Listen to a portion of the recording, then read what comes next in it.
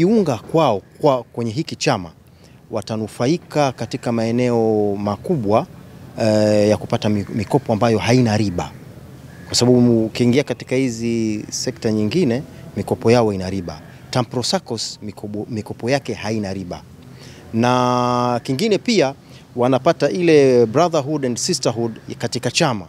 Maanake anayekudhamini ni ndugu yako katika iman, kwa sababu wewe mpaka uchukue mkopo utahitajika wewe kuwa na wadhamini wasiopungua 4.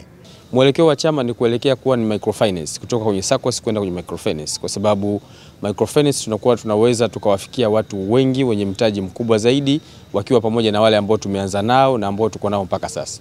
Kwa hiyo naweza nikasema kwa uchache mwelekeo ni huo wa Tampro SACCOS. Toka nimejua hiki chama na nimejiunga, kwa kweli mikopo yangu ya biashara, labda shida za nyumbani, kujenga, kufanya nini, nachukua mikopo na inanisaidia sana, ambayo haina riba. Kwa hiyo nimefaidika sana kwa hilo, na nimewahamasisha pia ndugu zangu, rafiki zangu, nao pia wamefurahia, wanaendelea na kufurahia. Vijana bado tuna safari ndefu ya kimaisha na tunahitaji mambo mengi sana katika kuyafanikisha hayo maisha yetu wenyewe. Sasa Tampro SACCOS wenyewe wameturahisishia mfumo mzima wa maisha, kwa sababu ni chama cha kukopa na kuwekeza bila ya riba, na kitu riba kwetu sisi Waislamu ni kitu ambacho kimekatazwa kabisa.